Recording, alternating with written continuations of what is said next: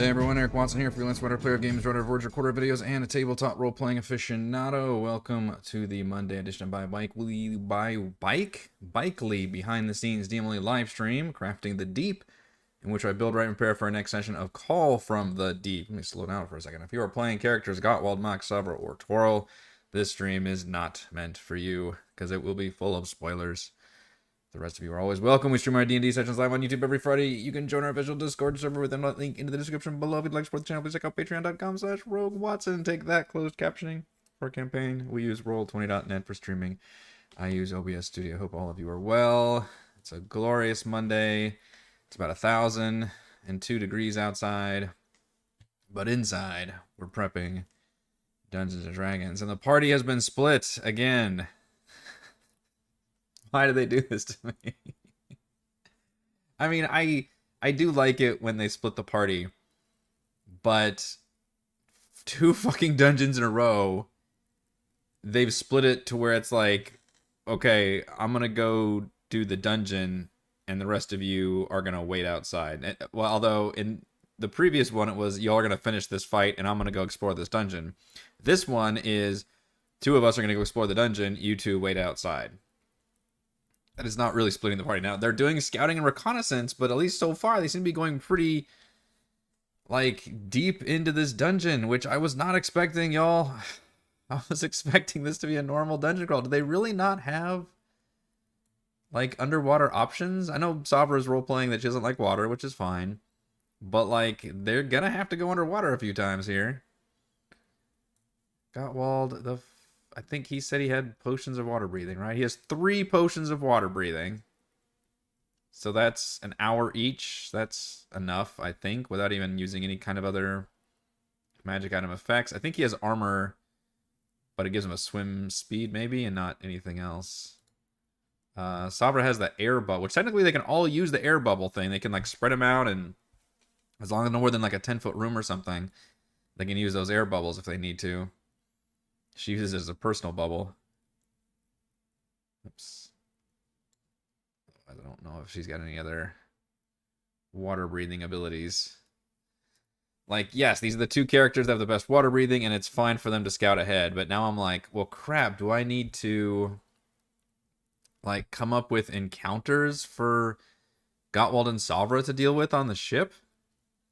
I feel like if we were a bigger RP party, then I could just come up with some kind of zany story thing with their NPCs, like some kind of cute little drama thing that they could do, or just talk or something, but I don't think I'd be too interested in that, frankly. Versus having some kind of danger approach. I did briefly consider combining my other big pirate encounter, which was the Desecratus Profanus one, who I was going to introduce as a just traditional naval-ass battle between 2 ships, and the one ship is trying to destroy the other ship, along with, like, boarding them and doing all this other crap. But throwing that at the party when they're literally in the middle of the other one, with half their party gone, feels like just cruel hard mode, and the party didn't ask for, so I'm not inclined to necessarily do that. I was going to pull the trigger on that whenever they're done with this location on their way to the Nelanther Isles to go to Driftwood Docks, and I'll hit them with the Desecratus pirate encounter, but not right now. I was looking through the random encounter table from Call from the Deep to see if there were any options I could do, or maybe I should stop freaking out and just assume that our scouting pair of Mac and Twirl are not going to go any deeper in, and are going to come out and tell people that what's going on and how to get them in here before doing some scouting maneuvers. Like, I feel like Mac's already done a great job of essentially pacifying the giant shark socially, which shocked me, frankly. I don't think we'd seen him use the speak with animals yet this whole campaign. I was definitely thrown for a loop when I saw him do that, especially after he'd already, like, you know, made the stealth check too, but that's our Raymond for you. So I would probably, you know, reward him for that, for great role playing and the use of a spell slot to deal with a giant animal. And Let him. I think his idea is he's going to go in there first, grab like a corpse, and run it out and feed the shark. I think that's part of his plan, right? He really wants to do the fun like befriending a wild animal because you give it food, which I think we humans tend to ascribe probably too many qualities to animals for that purpose, depending on the animal. But I think it's a fun one too, and I would probably be down with that. It's like, oh, you were nice to the shark, you fed him a body, even though it's probably going to be a Sahuagin body you're feeding him, which is weird because the Sahuagin kind of trained the shark. And then maybe that's why, and then Max will realize, okay, now we can go up to the other party, grab them, and come down and actually do. And now that you've seen, oh, this looks like it's a proper like dungeon crawl with danger and shit going on. So hopefully that's the idea, because honestly, between you all and me, I do not have like any plans for. I wasn't expecting the party to like split the party and have half the party just sit outside the dungeon, right? That's not usually in the DM's like repertoire of like, oh, of course I've got something like backed up in case those of you stay behind. And again, I would almost do a case of like, oh, let's have a fun little, I don't know, mini game with Borges or something and set something up. But I don't think the party is gonna care too much, other than just like make jokes about it. Like Borges wants to talk about his travels, or everybody's like, all right, shut up, Borges. Even though I love doing the Borges voice, it's so much fun. So I don't think I'm gonna use any more.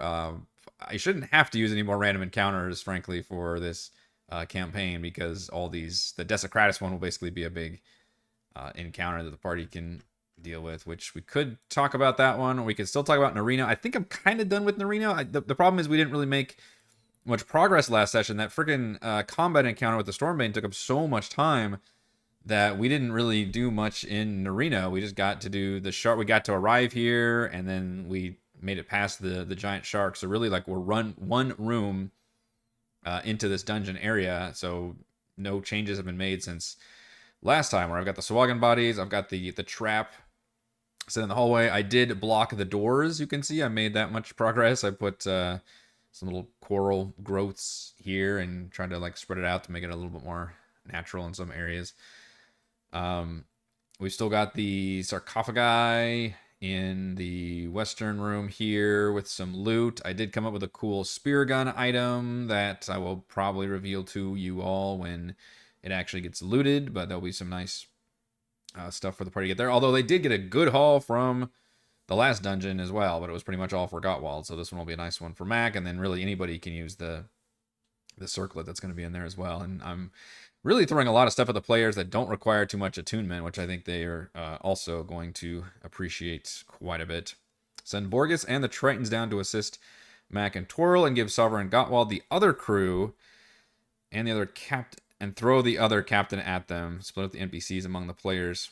I briefly thought about that whenever Mac and Twirl said they were going to go down. I was like, gosh, they do have aquatic NPCs who could join them, and maybe by proxy their players could control them. But I was worried that's like, oh, but maybe they would feel like now we can explore the dungeon with like two of the players actually as NPCs, which would feel weird. Like, I didn't want to give them more confidence. And frankly, Morgan, you make an interesting point where their NPCs are on the ship, available to be used if the party ever wanted to grab them. I have not been very forward about offering them, and if you notice, the players have not been at all wanting their assistance necessarily, like thinking about it. So I've kind of been leaving it at that, honestly. Like, I think I've used a lot of NPCs in the past with mixed results. I do like obviously using NPCs in the location where they're relevant. So if they have like a specific quest there, their goal is there, or you rescue them there, or whatever it is. But just like, to avoid being like a video game RPG where it's like, oh yeah, let me take my crew with me. Like, they've already got their party crew. And I think my players understand that. They're like, no, we don't really want to have like the DM control, random NPCs. I kind of like it because it gives me a voice in the party in a way, which can be useful for different reasons. Less so to be able to run a character sheet, but more just to have that, that kind of voice available. That's not that they can ask somebody of, or somebody's got some information, or just I can have fun RPing with the party versus, running a stat block or something. But they have not, asked to have any of those crew with them. And that's something that they, all those, at least the fighting crew, which would certainly be the two Tritons and Borges, would probably be open to joining the party if they ever thought to ask them to join them. But they haven't necessarily asked them, and I don't think I'm going to necessarily bring it up for all the reasons I just talked about. So it's an interesting point to make, though, and I did want to give them the fun trope of like gathering allies along the way, right? That's a great hero's journey thing where the power of friendship, yada yada. But it gets a little, I think, less critical when the party is already kind of like forced friendships together. And then it doesn't really, I guess, matter too much how many allies you bring along the way. But groups are different. Some groups might really appreciate having, some NPC allies along the way. And I've had mixed results with this party. Sometimes we just have like meme people that are jokes, and very rarely do we have like very solid NPC companions that the party really enjoys having. So make of that what you will, I suppose. That's a good one. The rest of the Stormmaiden's crew comes to rescue Mac and avenge the Stormmaiden. That is interesting if she left her ship behind. So that would be, James, that would be an interesting way to pull what I was talking about earlier, which was to throw the Desecratus fight at them, but I was worried that fight would be too much. Instead, throw like the diminished Stormmaiden's crew at the party because they're out for vengeance. That would force me to create some kind of a different boss, because I don't know who would be the captain after the Stormmaiden if her crew was still there. And you have the potential of also giving another ship to the party, which I don't know if they would even do anything with. Or maybe they would give it to some NPCs, be like, "Here, Borges, take your own ship," and like leave us alone. That would make me sad, but technically that's doable. I'm always thinking ahead with that. But yeah, you could throw a little bit of a combat encounter. It's going to slow things down too much. I just wanted to get through this location, not necessarily to throw a whole topside encounter to where, maybe the bottom crew again makes it just this far and they say, okay, now let's go up and warn the other guys to come down. And then they come up and I've suddenly thrown this whole big ship encounter at the party that's, just not an arena, which is what I want to get through now. So it's a cool idea, but I've already got a big pirate ship encounter planned for after this, and I just really want to get through this area first. Friendship does not seem like this party's main ambition. Unless it's like shady ne'er-do-wells, then they're okay with allying with everybody. Which the Stormmaiden was probably the first one where I was surprised with how aggressive and just willing to destroy her and her crew, given that in the past the party had been, pretty up for making deals and allying and do all that stuff. They were just feeling particularly murderous, I guess. So it as a case-by-case basis with this party. You never quite know who they're going to deal with and who they're going to battle. This one should be pretty much, well, I say all battles until they get to the vampire lady, and then we'll see if they really want to treat with the vampire. It seems to be the more like crazy evil the creature is, the more interested the party is at working with them. So hopefully we do fun things with the vampire. So again, my goals are still the same. These couple rooms, we've got the trap in the hallway. We've got the Wraith and the Banshees in the sarcophagus room with some nice loot. I've blocked off the doors. They get to the middle area, so if you want to reach there, you have to at least get through this trap, which I realize it's a 3D room, so I should probably make this square. I don't know. Basically, if they're anywhere in here, I will probably trigger the trap. Like, I can see them just like hugging the wall and going around, but I'll probably still trigger the trap if they do that. If they do the side room, they'll fight the vampire Sahuagin spawn, which I will have hidden because the party will most likely be not stealthing their way inside, and that can be a fun little ambush for the party to deal with, a little horror moment. Or if they go through the middle, which they can break down this door, unlock it, whatever. Then they can witness Dirge and the few remaining Sahuagin being kind of at the middle of a big fight. But right now there's like no enemies around. He'll be like, whipping around, being like, who's there, who's there? But he'll be on high alert. So again, unless the party is like stealthing their way through, he will automatically see the party, and we'll roll initiative, and there'll be a huge, what is this distance here? See, 65, 70 feet from the main entrance if they go right there, or if they go all the way around to the right side, they'll be a lot closer to him, but they'll have to deal with the Sahuagin spawn first. They're more within about 30 or 35 feet, because this area is all open right here. But I've got some bodies around here, and through whatever bullshit means, the I'm kind of treating the whole vampire spawn situation as almost more of a zombie apocalypse, where the vampire's been using guerrilla tactics. She's just whipping in and out of the area and biting people and killing them, and they are raising up as vampire spawn very quickly, like not within the day, but within like, seconds or something. Something to do with the physiology of the Sahuagin, maybe their blood frenzy, their blood, like whatever. It doesn't matter. What matters is things will be respawned. So all these dead bodies are just potential Sahuagin spawn, which is why I've got them hidden on the GM layer right now. I've even rolled hit points for a couple of them, so I can add some complexity to the fight. So immediately, Dirge will be hostile to the PCs because he'll recognize them. He's still on the job, even though he's known as in a dangerous situation, but there's no entreating here. The party and him can fight, but then once we start whatever round that I will determine makes it exciting, maybe round 2 or 3, or even round 1 if the party comes out swinging really hard, we'll start spawning out of these bodies. We'll start turning into Sahuagin spawn, and they will certainly go after Dirge as well as the party. Once Dirge falls is when I plan on triggering the vampire's arrival, and I'm hoping I can trigger it. I tried doing this before with if you recall, when we did the Pirates Skyhold undead encounter in the fort, and I was going to have them fight like overwhelming odds, and then the Black Dragon will call everybody off, and then there'll be a cool moment where they all like freeze like robots and the party gets to go ahead. Well, that didn't work out too well because the party was kicking ass throughout that entire fight, and by the time the Black Dragon like shut everybody off, there was like 1 or 2 people left. So we'll see if I can pull that off a little easier or more effectively here.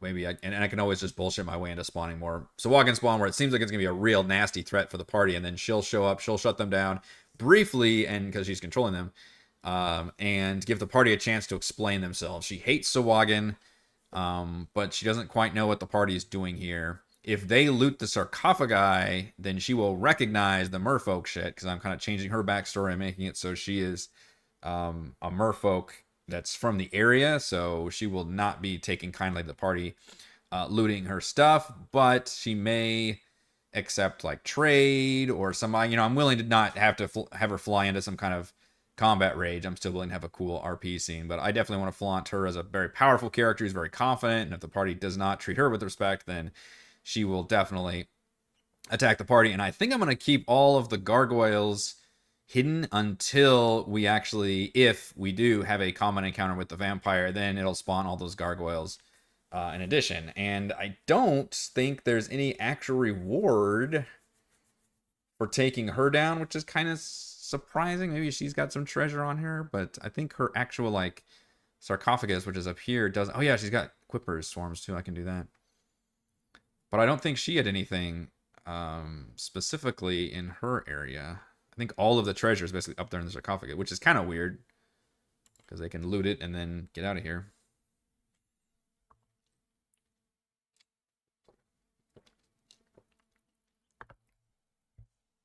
"40 sessions in. How is the nautical and ocean themes holding up?" I think we're doing pretty good so far, but the finale of this campaign is one big underwater dungeon. So I may have to revisit that one and see, because it's a very, very big dungeon. It's all underwater. That could be very complicated for everybody to deal with, but I've been enjoying it a lot so far. I think some modules have worked better than others, some adventure hooks, but we've scratched a lot of the different things I wanted to do. I've taken advantage of a lot of module stuff as is, and I've also been able to do some custom stuff, which is always fun. And now I'm kind of throwing together some of the more open worldy locations in this campaign, and then we're just on the cusp of entering kind of the final act, although I guess it's really a 5-act thing. So maybe we're going to Act 4. I don't actually have my DM notes one up. Why would I have that when I'm doing a crafting stream? Dumb ass. Where is that? I don't think I have that one open. Call from... There it is. Let's see. Act 1, Act 2. Okay, so right now I consider us to be in Act 3. Okay, right now we're in Act 3 of 4 acts, is how I'm doing this. So, Act 3 basically started with, since we left the Styes. So, since we went to the tavern and fought Scummer, then we did Omen's Isle, and now we're in Narino, the Desecratus pirate ship fight, and then basically all of Driftwood Docks and Sea King Tentrix's lair will be the climax of Act 3. And then Act 4 will kind of continue the linearity, basically. Like here on out, where it's just going to be kind of one, it's like just the main quest, essentially. But I did think it'd be fun to slip in. And if you recall, I mentioned that the Merid conch was stolen from Waterdeep, and I was going to have that in Tentrix's possession. I'll have to work that into his combat stat block, I guess, somehow. But once they recover that, they can then do a fun little quest for the Merid that involves them going to the elemental plane of water to get like a really sexy, like either submarine or flying ship or something crazy that allows them to basically teleport to the other side of the map, because that's just convenient. Even though I'm sure they do love their ship and all, but they can give it to their crew and be like, this will get us there faster. And they go to Purple Rocks, which is the creepy kind of Lovecraftian town of the Kraken Society, and then nearby is the underwater ruins that holds the final mega dungeon. So that's what we've got left coming up, which again should be pretty much mostly main quest stuff from here on out, but I have no idea how long all that stuff's actually going to take. I'm also a little concerned about how long the party is going to be level 9 right now, because we have been let's see. We've been level 9 for 1, 2, 3, 4 sessions so far. Okay. We know we've got at least one more session here in just Narino. I'm hoping we can get through this in one session, but we might not be able to, depending on, I don't know how long all this takes. Basically, the party going to linger around. We've got the sarcophagus fight. Is that going to take a while? The trap, this vampire. Do we have to end the session at the start of this fight, for example? Maybe. In which case, Narino will take 2 solid sessions. It shouldn't take more than that. But let's say Narino takes 2 sessions. So that's 6 sessions.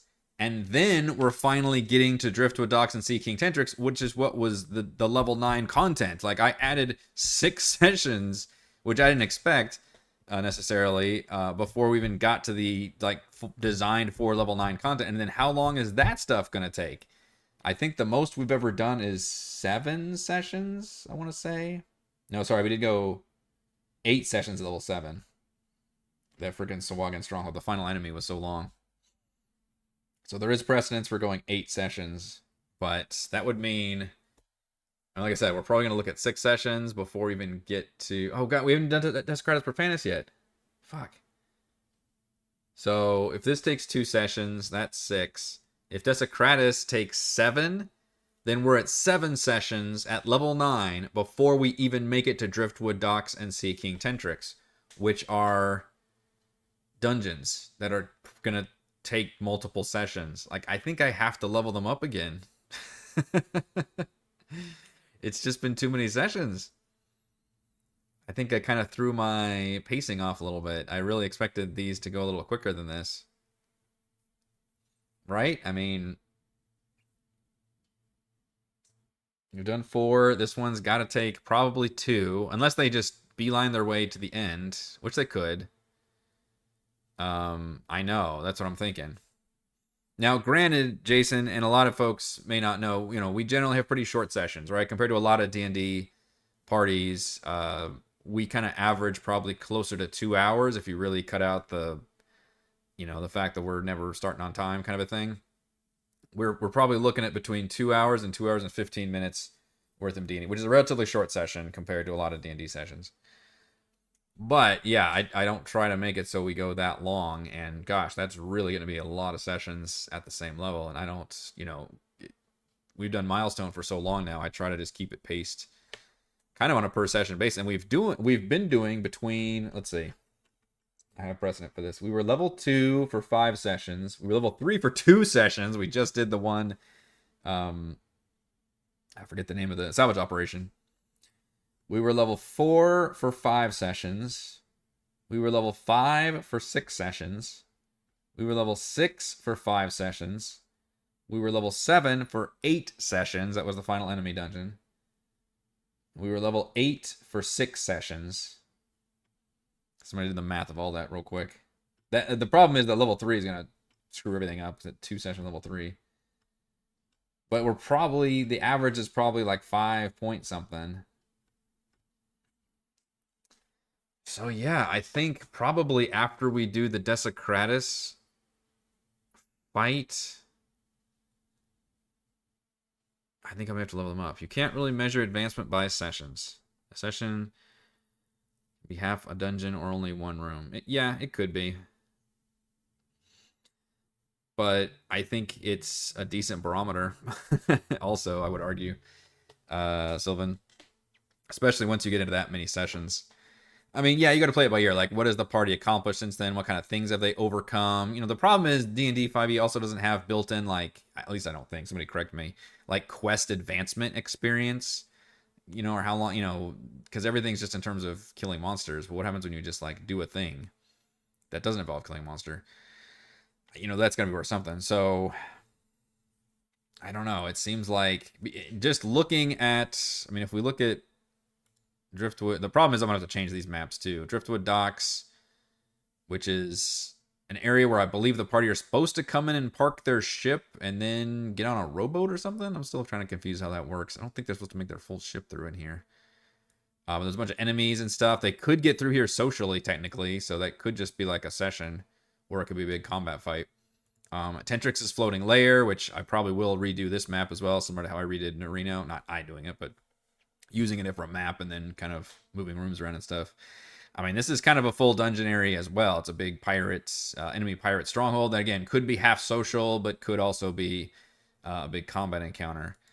The only other option I have is to really string them along and almost assume that these final areas won't take a whole lot of sessions, and maybe the whole thing ends up being like, I don't know, I feel like it's still going to be like a minimum 9 or 10 sessions, though. That seems like a long time. It's not the end of the world if I level them up after Desecratus. That should be, you know, considered them dealing with most of the pirate lords at that point. They've defeated the Storm Maiden. They'll have defeated Dirge here, and then they will be defeating Desecratus. They technically did not defeat Scummer, but they did fight Scummer briefly. Scummer will then appear later at the floating lair. So that could be a big enough milestone in terms of taking all those guys out, especially if the Desecratus fight is a really big, awesome, like, you know, marquee battle with ships and just shit going on. I think that could be fun. That would have them leveling to 10 and give them another excuse for a long rest, technically, before the Driftwood Docks Tentrix stuff. They would be 10 for all of that. Then I could keep them at 10th level. So maybe that would change it to where I don't level them up after Tentrix, although that's a huge milestone. Because I could keep them 10th while they're on Purple Rocks, and then advance them to 10th once they're done with Purple Rocks and entering the Mega Dungeon, which would put them right back on track on my pacing scale. It would just level them up slightly earlier. Basically, level them up before Tentrix instead of after Tentrix. It really depends on how long the Tentrix thing is going to take. I have no idea how long this dungeon is going to be. If this ends up being like 4 or 5 sessions by itself, you know, and the Tentrix being a huge fight, then I'll probably have to level them up again. You think this adventure's had a lot of dungeons? I think this had the least amount of dungeons we've ever done. I think. I don't. That'd be an interesting metric to actually judge everything by. Obviously, I think Prince of the Apocalypse probably had it was like all dungeons, basically. Big dungeons, too. Tomb was a hex crawl, but I still populated it with a lot of dungeons throughout, and then obviously it ended with a huge the single biggest dungeon I've ever done. Rime.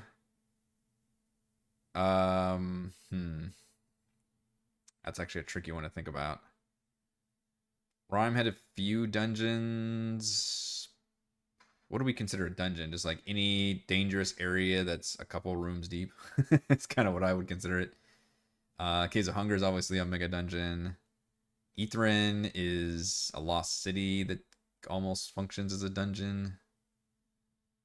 That's a tough one. This and Rime are probably pretty close together in terms of the pacing of the dungeons, I would think. Multiple room area. Yeah, I think we both have probably the same definition. 3 to 5 locations between level ups. Depends on the size of those locations, yeah. Caves of Hunger is huge, yeah. It's huge, but my players didn't even do much of it. I think I've mentioned that before. Yeah, I like big dungeons. By the way, I finished my ranking video for Quest for the Infinite Staircase. That has some very big dungeons in it. But I still got through the ranking, and I will be posting that probably tomorrow for patrons. So come out later this week for everybody else. You already saw the Roll20 review. Now get excited for the rankings. What did I like? What did I not like as much? There was only 6, so it wasn't too hard to rank compared to some of the other anthology books I've done. Any more questions about Narino and my plans for here? I do plan on using Dirge's full stat block, which is his 4 wands, using 2 at a time. We already switched out his wand of fireballs, the wand of lightning, since the party we're encountering him completely underwater. Fireball's not as like thematic or powerful underwater, so replaced it with a wand of lightning. Make sure that works if I actually cast it. Nope, it says DC 0. Awesome. I wonder if it'd be easier just to put it in this stat. I always thought about it might be easier to do that, actually. Just make it a attack instead of a spell kind of a thing. Oh, you know what I still haven't done is put the Wand of Wonder in there. Shit, I gotta put that in there too. It's a wacky one. The party's gonna love that shit. Wand of... So I gotta make a whole macro table for it. See, Lightning Bolt is a 100-foot line. It's actually not a attack though, it's a save. Let's get rid of that. Let's just copy and paste this. Circle lightning from 100 feet long and 5 feet wide while saving your creature. Creature must make a dex saving throw. Creature takes 8d6 lightning damage to fail. Saber has much damage. Successful one. Boom. That's... So we just click that and then it works. Oh shit, this doesn't actually say the saving throw in it though, does it? That's a problem.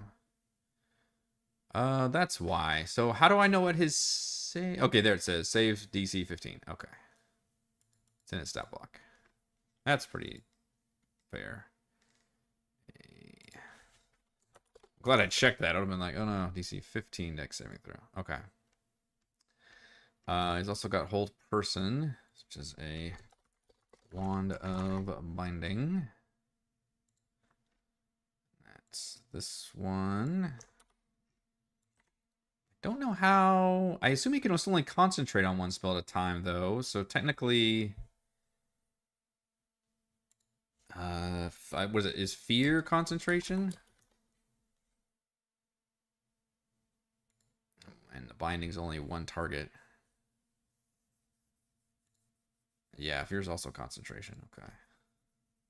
Probably just be throwing a lot of lightning bolts. Also, Fear is a lot shorter range, 30-foot range. Very good if people get within melee of him, though. See, DC 15 wisdom saving throw. Okay, and then the Wand of Wonder is the insane one that doesn't even have a spell.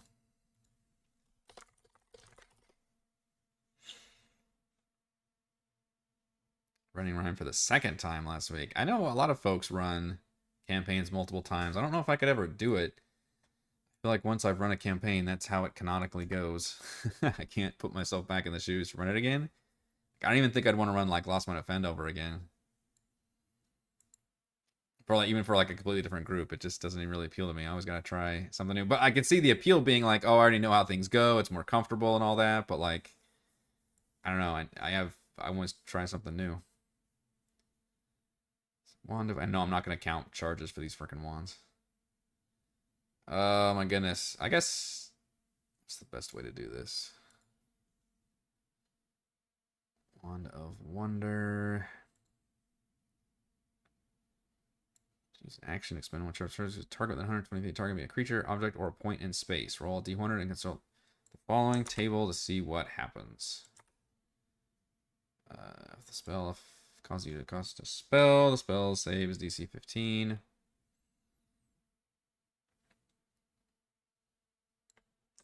Okay, so let's just include all that information in the Wand of Wonder. Absolute chaos.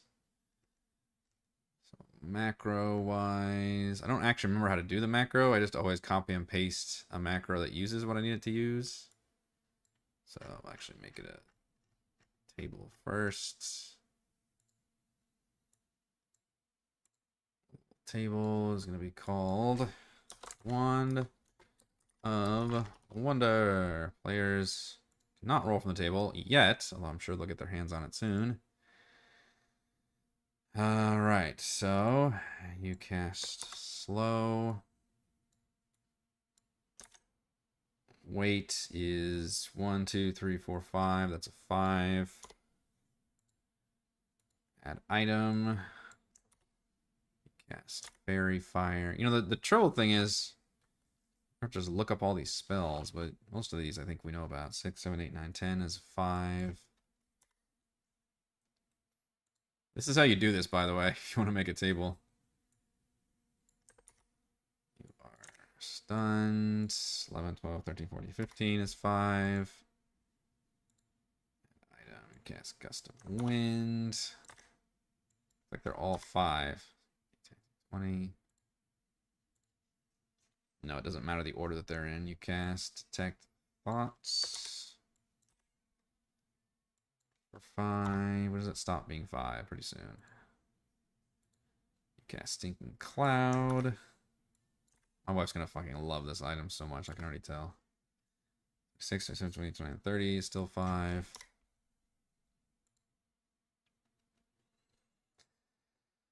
Can I like italicize these when they're in here? No, let's see.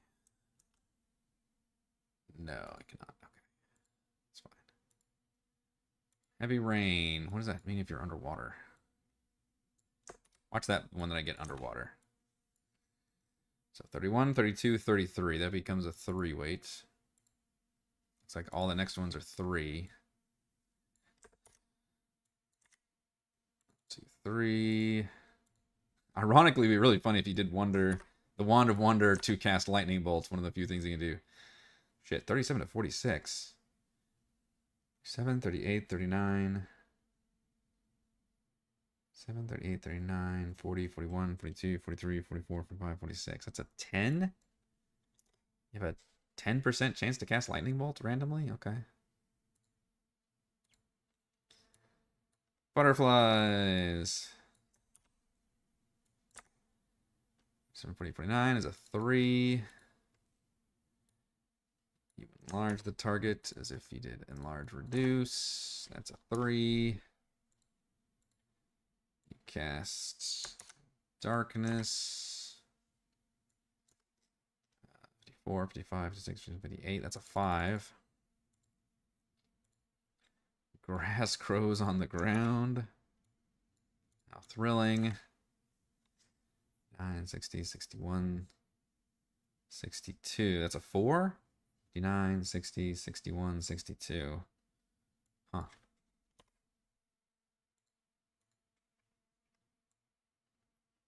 Object to the DM's choice. Disappears in the ethereal plane. Just a random object. 63, 64, 65. That's a 3. You shrink yourself. Pretty funny. 66, 67, 68, 69. They're 4. You cast Fireball. That one's more likely as well. 70, 71, 72, 73, 74, 75, 76, 78, 79. That's a 10.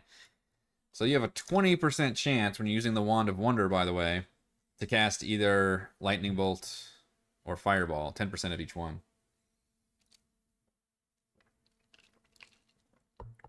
So, compared to other effects, your odds are you're going to be firing off an elemental spell. It's not too bad.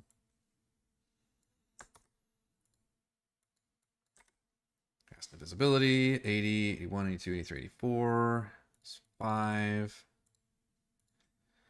Leaves grow from the target. Very odd. 5, 67, it's 3. Stream of Gems is extremely weird. 88, 89, 90 is a 3% chance for that one. Almost done. We're getting some real crazy ones. Burst of colorful shimmering light. But not color spray, or is it color spray? Is color spray blind? 91, 92, 93, 94, 95 is a fiver. Target skin turns bright blue for 1d 10 days. 96, 97, a 2% chance. If you target a creature must make a DC 15 saving throw, you become the target. Is instantly petrified. 98, 99, 100, 3% chance. Okay, so right now, first let's click save. Good lord. So we click Wand of Wonder. And we can click roll. It's not going to look pretty, but it should do the randomized rolls. Yeah, I was just saying, it's got a good odds of Fireball or Lightning Bolt in there. Let's do it 3 times, see what it gives us. Fireball, you are stunned, Gust of Wind. Yeah, it's fine. That stunned one is why I don't want to use it as the boss. To make it look good, though, we actually need to turn that into a macro. So we're going to copy one that we're using here. And we're going to do a new one. We're going to copy that. We're going to call it Wand of Wonder. Rename all this. Wand of Wonder. What is this called? Just effect.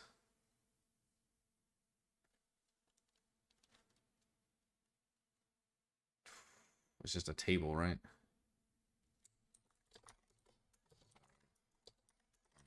Effect. And this, I believe, has to look exactly like the other one. Wand dash wonder. There. Okay. So that is how you turn. I just did the whole macro thing in case you had a question.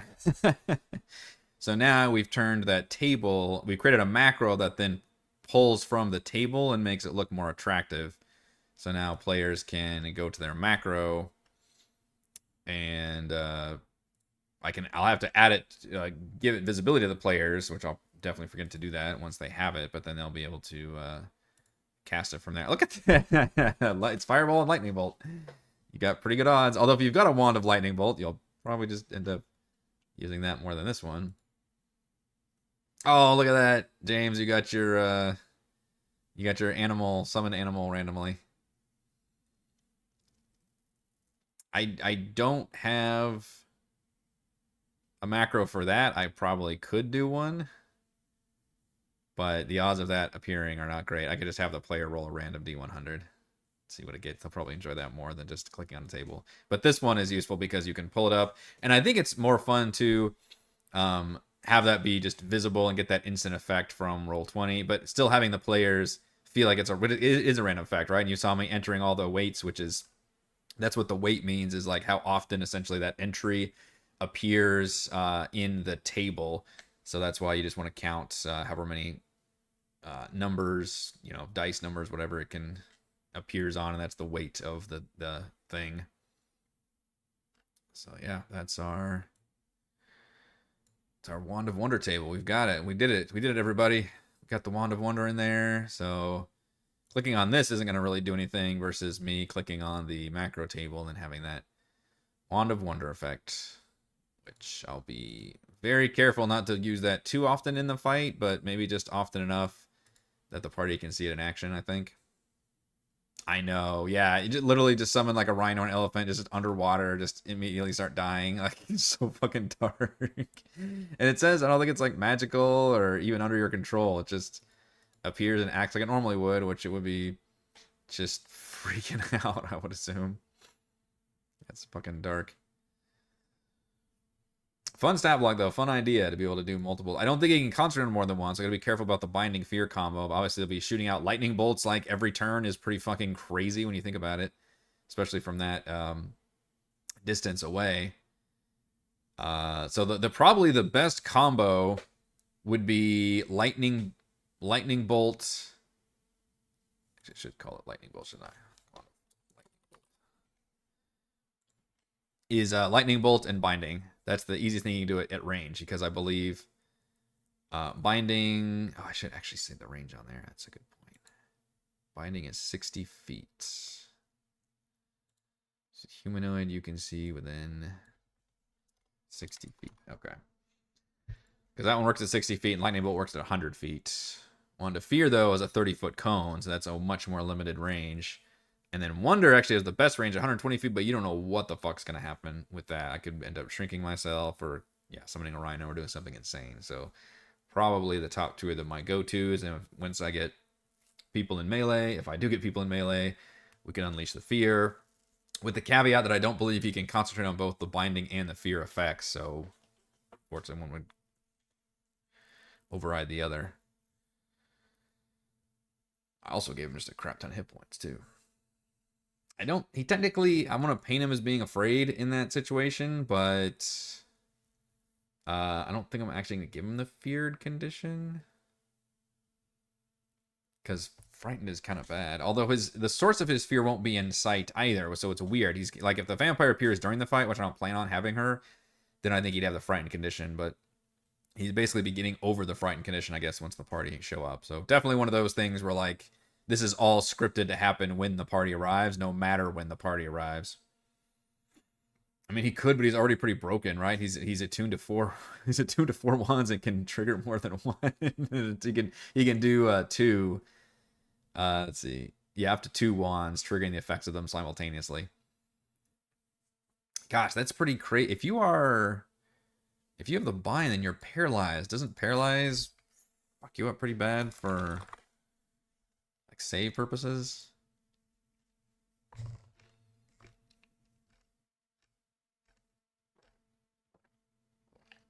Automatically fails strength and dexterity saving throws. So if I paralyze with 1 wand and then throw a lightning bolt down there, that person has to automatically fail that dex save for the lightning bolt. That's a nasty combo. That's pretty friggin' nasty. Ooh, here's a good question that I want to pose to all of you. Does he need legendary resistance? This is a boss level guy.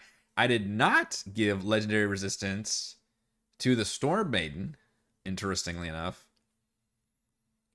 I probably should have, because that one muddle thing was devastating for her. That stupid synaptic spell that Chris used so well in our last campaign as well. But I haven't been banished. I haven't been at the mercy of Toral's banishment. That's always a concern. I don't think he actually used very many spells in general the whole last dungeon. Spell slots. How many hit points does he have? Well, on average, he's got 76. I boosted that to give him kind of his max hit points, and I sort of let him be a little bit injured from the fight. So right now, he's got 115 out of 130 hit points. Party's level 9. We know they can dish out a lot of damage if they are focus fired. I do think that range is going to be a big bonus for me if they enter this way, because he will be able to notice him. He's got 120 feet of dark vision. So he'll be able to start fighting, which will be huge. If they do come this side, though, which they'll have earned from having to fight their way through some Sahuagin vampires, then that's a little bit trickier. In fact, what does the height actually look like? I'm going to move you, Mac, real quick, so I can see through thine eyes. So you can always go through this door also. It's interesting. It's open on the side. Okay, so you can actually see as far back as maybe here. And it's a 3D thing, so it's like you'd be able to see inside. So maybe I should trigger it from maybe. I need to be wary of the fact that it's not when they enter the room, it's actually when they have line of sight. So he's really got line of sight once he makes it to like this spot. But if you open this door, what can you see then?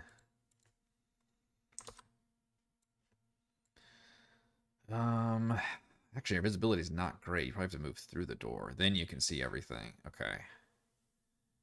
And then you're looking at 30 feet. So 30 or 45 feet. So it's a little bit tougher if the party gets that opens to this door. They'll be a little bit closer. I could always move him further back if I needed to. These guys have a good swing speed. But like I said, that also opens up the possibility of using fear and, you know, using the shorter range stuff. Legendary, that shit. 115 HP will go real quick. Yeah. Stupid players. So nasty. Does help him stave off like a single nasty spell. Just the mainly not even like the big damagers, but it's just the big crowd control debuff stuff that you want to be able to say like, no, not the first time. Like a slow or like something like a banish or a paralyze would be obviously devastating. Like just raw damage is not the end of the world for bosses, but things that can completely neuter the boss or take them out of the fight or makes them skip turns. All of that shit is real bad. So I'm tempted to give him just like maybe one use of legendary resistance. And then somebody like, you know, bigger bosses and big creatures obviously should probably have 3 a day. So like Tentrix would probably be a good example of a major boss that would have 3 uses a day. Fails. Saving throw. Choose to succeed. I forget what the exact wording is, but something like that. It's just literal bullshit cheat mode. Always legendary resistance. You can always choose not to use it. That's true. Yeah, I can always say, no, he didn't have that on a stat block, but in fact, I'm staring at it now. Yeah, I think at a certain level, 5e is kind of balanced to have bosses. If you're considering your creature to have a boss, which, you know, I think it's pretty easy to tell which ones are supposed to be bosses. Or mini bosses, whatever terminology you want to use. Should have some level of legendary resistance baked in. There's just too many spells that can completely nuke the boss. And like I said, I'm not even worried about like getting a fireball in the face, something like that. It's the big debuffs, the crowd controls, the things that really just completely shut them down that I don't want to have happen at least too early. And the nice thing if you do like this with once a day, it's like the players can also feel good about, okay, well, we burned his like legendary resistance. So it feels like he's got like, I don't know, defenses built in, and you've made progress against that instead of him just rolling a really good save. But he does have really good saves. Dex +5, Con +6, Intelligence +5. Kind of surprising, but I guess he's a spellcaster. Wisdom +4. So, and Strength +4. Just freaking great saves, except for stupid Charisma, which is what Banish is. Which Twirl did not use at all last time. I did leave him with one Sahuagin Priestess, who also is technically a spellcaster. I think randomly, yeah, she's got some. She doesn't only have 30 some hit points though, not very strong. She's got built-in Spiritual Trident and Guiding Bolt, actually great spells. Mass Healing Word, also his Hold Person, but pretty weak defensively. Like take you out fairly quickly, and then one random Sahuagin Raider. I feel like we should just have some randoms in there, and then when the party hopefully invariably takes them out, they will be the ones that will later turn into Vampire Sahuagin, which we've got here set up. I've raised their average hit points since last time you saw them, I believe, to 50-ish. Otherwise, they are basically Sahuagin with extra necrotic damage, no technical melee weapons. They do so they do more damage. They still have their multi-attack. They still have Blood Frenzy. They also have regeneration, the Vampire Regeneration. They have the good swim speed of the Sahuagin. Yeah, all the benefits, none of the drawbacks. Well, I guess they have all the vampire weaknesses, but I don't think that stuff's going to come into play. There's no... technically, the ocean doesn't count as running water. We did look that up. And there's not enough sunlight to penetrate down here, which is also good. I know, stupid Charisma saves. I wonder how often I'll actually want to do the grapple, claw, and not do damage things. That's a weird effect of the Vampire Spawn stat block, is that you can roll to attack. Well, the nice thing is it gives the DM the option, I guess. I can roll to attack. If it hits, then instead of dealing the damage, which is pretty good, it's an average of 10 damage, then the spawn can instead grapple the target, which grapple doesn't really mean much except their speed is 0, just holds them in place. But the bigger thing is they can then follow up with a second attack and then bite them, which is only available against targets that they've grappled or if they're incapacitated or restrained. So a cool combo there would be if somebody was paralyzed by the Wand of Binding, for example. I believe that counts as being incapacitated, I think. Then they'd be able to use their bite attack. They can only use that one once per turn. Although the Sahuagin spawn would not be allied with Dirge, but it would be like this, extra just chaotic element. That's what I really want to hope to make this fight very memorable, is like the Dirge fight will just include all these Sahuagin spawning, and they will be hostile to literally everybody. So it'll really depend on how much the players want to play with that and everything. Maybe they just want to say, like, fuck this and leave, but hopefully we can make it interesting.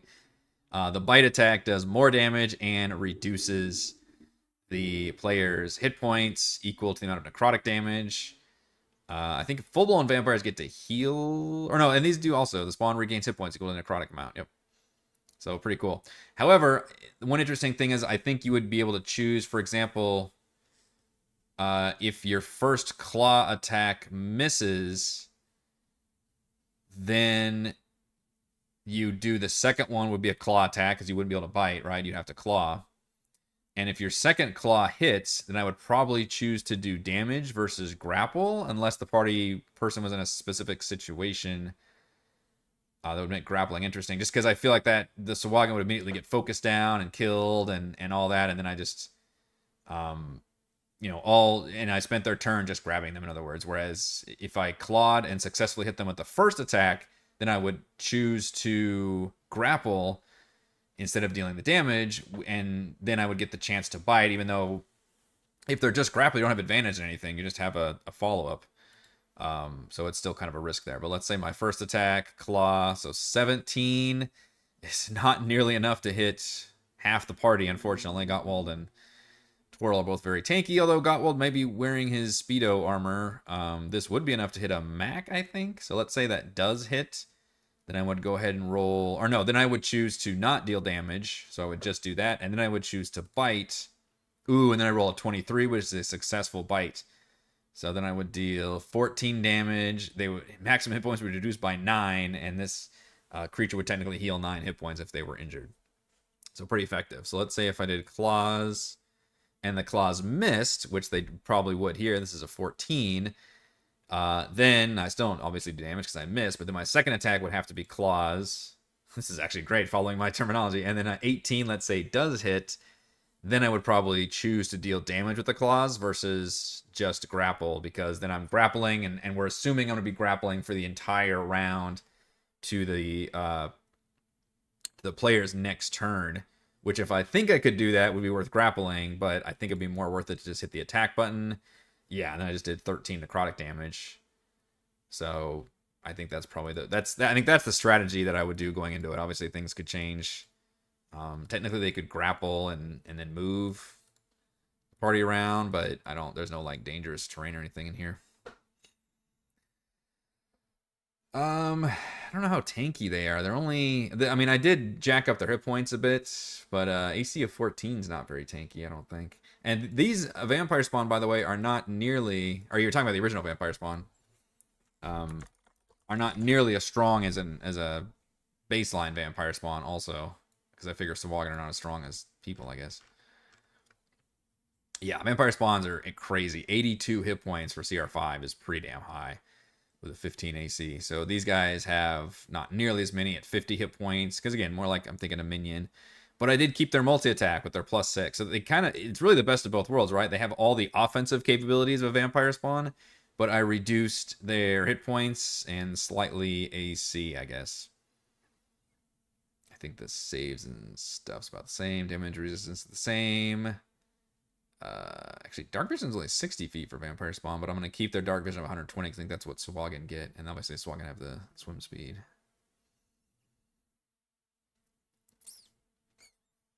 Oh, is the spawn differently? Interesting. Monster Mania Expanded has a bunch of different vampire spawn options too. Pretty cool. But I think using just the OG vampire is going to do it fine.